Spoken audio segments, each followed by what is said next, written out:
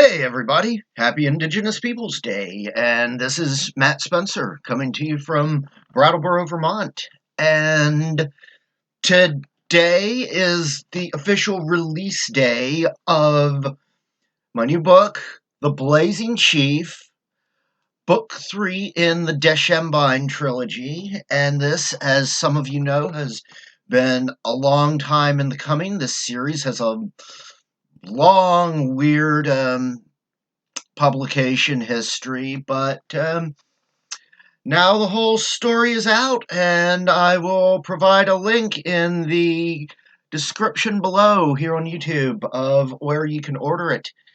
And today, since obviously with everything going on in the world, normally I'd be having a book release party with a signing and hopefully some live music and lots of live question and answer and drinking and fun and a big old party. But for obvious reasons, that ain't happening. So I'm going to read y'all a bit of an excerpt from The Blazing Chief. And just a reminder, this book is the third in a trilogy.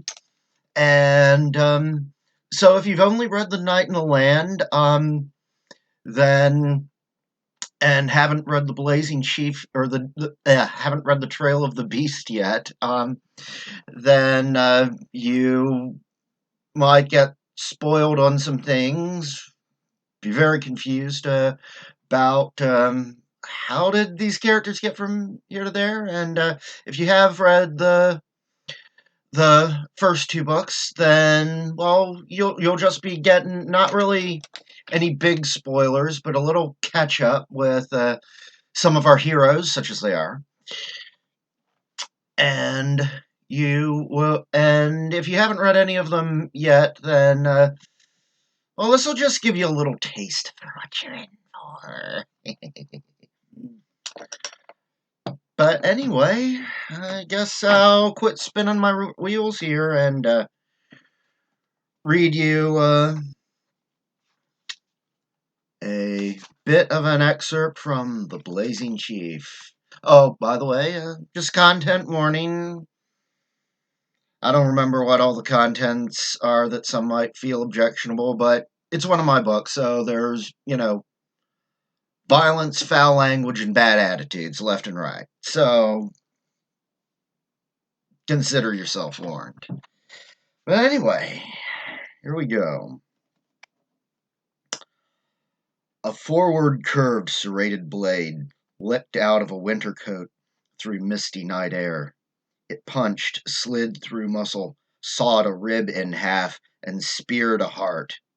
When it hissed out, a pulsing, misting squirt chased after it. The corpse fell sideways with a numb thud. The man still standing was Crimbone. So was the dead guy. Just meat now, no glow to drink. A guy had attacked him, so his black blade had turned living meat into dead meat. Mr. Deadmeat's black weapon crumbled to ash, floated and sank into the blood and snow. One more ghost for the ghost town. A few such ghosts had checked in tonight, some Spirelight, some Crimbone, a civilian Shamite or two, the odd Earthline straggler. One of them had been a Crimbone fledgling. Even in this icy gale, the smell left Jesse Carn a little nauseous. Howling winds drowned most noises, but Jesse still heard the cocking shotgun as though the barrel was right at his ear. His bulk shifted in time with the tightening trigger. The blast shredded the left flap of his coat. He spun and sprang, clearing the snow-choked road in 3 lightning-fast strides. A fresh shell pumped into the chamber. The Earthline man must have held out here for months. Now he crouched between 2 buildings and aimed again. Jesse closed the distance. His blade reappeared as the trigger tightened again. The blade made 2 clean strokes, and blood jetted between arms and shoulders. The arms thumped like logs in the snow. The shotgun sailed up out of the dead fingers and struck something just right, so it went off. The shot boomed out. Flecks of wood sprayed from a building and bounced off the back of Jesse's bald, scarred head. He swept the blade down again, completing a single motion, splitting the man in 2. Jesse wiped his knife clean before sheathing it. You never had to clean the black metal after killing spiralites. You just sheathed it and let the metal drink up the blood. That's how you kept the black metal strong, supple, and sharp, as the glow did the same for your body and soul. If you killed anything else with the black metal, you'd best clean it, or it would rust and get dull, same as a normal blade. There'd only been a few glows in this rabble. Jesse walked out of the alley. A female spiralite ran at him, solidifying as the frosty mist fell away behind her. To any normal eyes, she'd look like nothing more than a bundled, hooded, scrawny girl shape hurrying through the snowy wind, incongruous in her death-strewn surroundings, save for the homemade spear clutched in her gloved hand. The spear was forged from an iron pipe and a foot and a half of razor-edged carbon steel. Someone's insides soaked the blade, running down over where it was bolted to the pipe, so it pooled on the top of her gloved fist. She skidded to a halt several feet from Jesse. He sighed and shook his head. He knew she could control that brandished weapon, but he was still glad when it stopped shy of his face. "What the fuck are you still doing here?" he growled. In the shadows of early dawn, his eyes gleamed like spinning coins. "Making sure the van's running and no one comes along and tries to strip the fucker." "You were supposed to take off in it." "I heard gunshots. Who?" She spotted the armless corpse. "Oh. Where's Zane?" "Around here somewhere. Get back to the van and take off." "Why? Everyone's dead. We should see how much good looting's left." "Maybe. First, I'm gonna find Zane, and we're gonna see if we can figure out who these assholes were and what they were doing here. You drive back to the base and check on Sheldon." "How the hell are you supposed to get back?" "There's gotta be something around here we can hotwire." "What's the point? We both know damn well the only danger Sheldon's facing right now is being the first spiralite on record to knock up an Earthline girl." Jesse shrugged. "My son's mother was an Earthline woman." "That's different. It's Crimbone." She flinched. "Sorry, I didn't mean—" "Yeah, you did," he shrugged. "Stop that shit." "What?" "Always assuming I'm thinking like a spirelite, that I'm judging you the way—" He growled out exasperation. "We really gonna talk about this here?" "We just agreed everyone's dead, right?" She glanced around to make sure.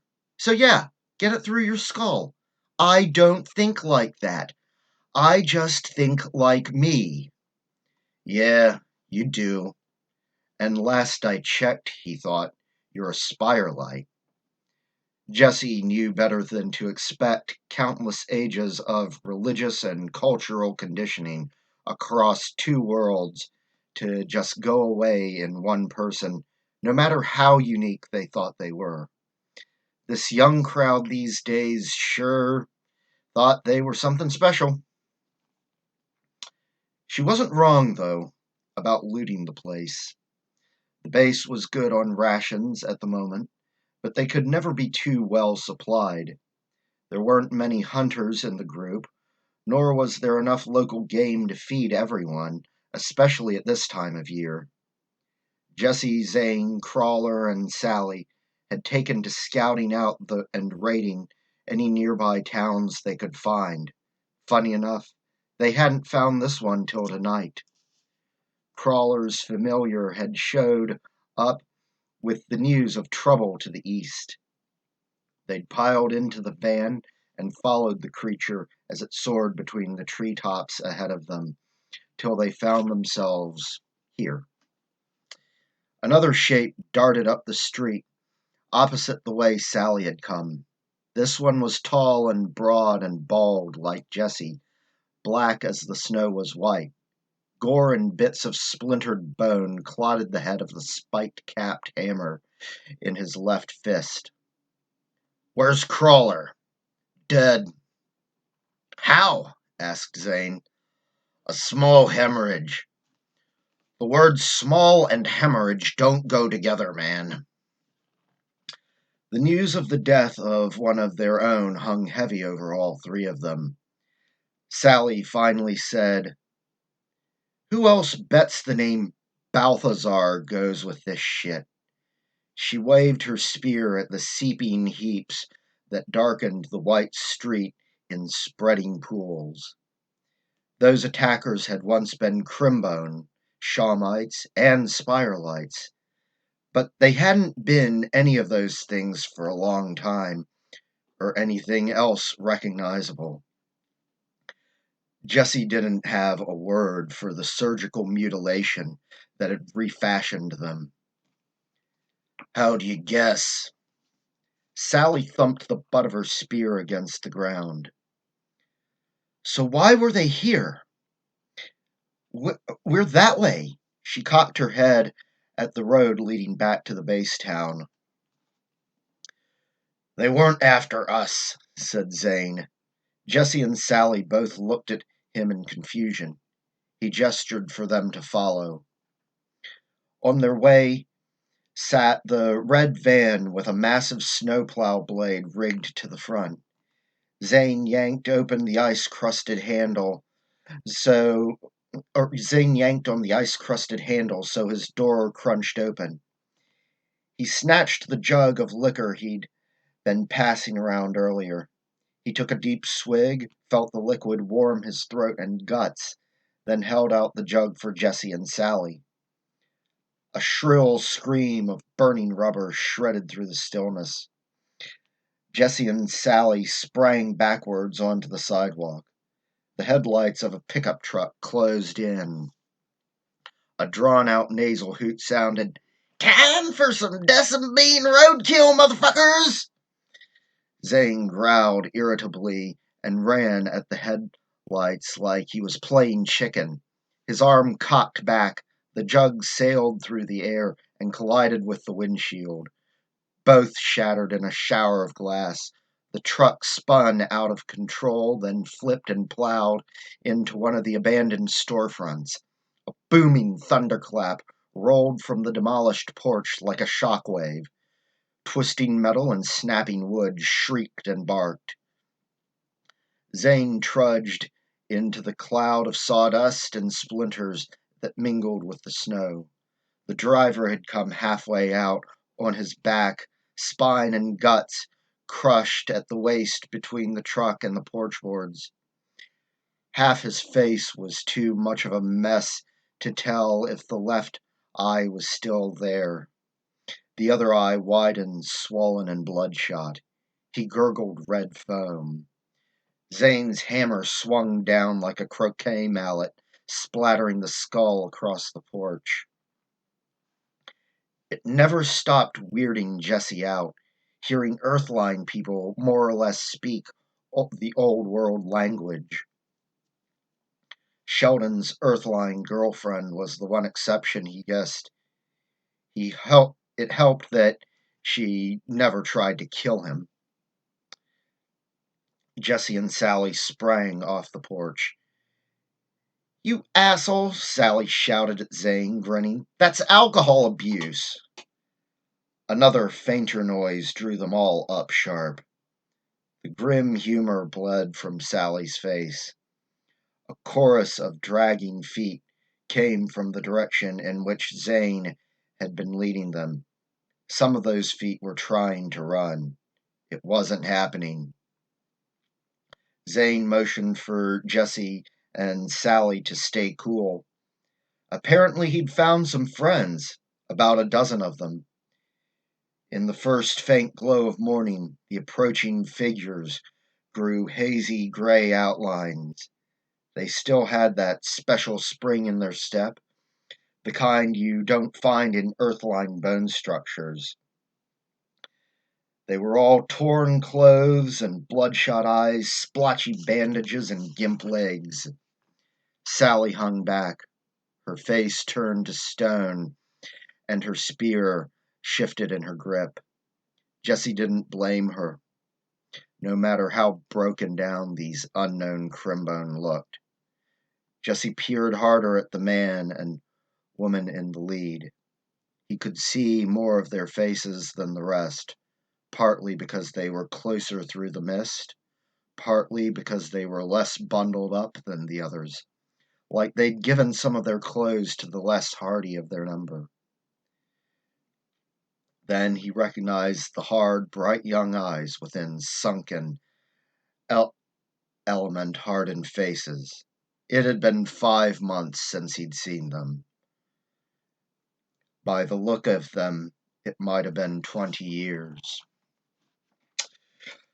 So, I had fun reading that out loud, and I hope I didn't flow it up too much for you, and I hope you enjoyed that, and I hope it whet your appetite for the book, the series, what have you, and like, share, and subscribe to this channel, and, share this video around, and once again, the link to ordering this or the rest of my books is in the description below, and I hope to see you all soon, and don't forget to, once you've read the books, to leave your reviews on Amazon, Goodreads, or your blogs, anywhere like that. Thank you very much, and have a lovely day!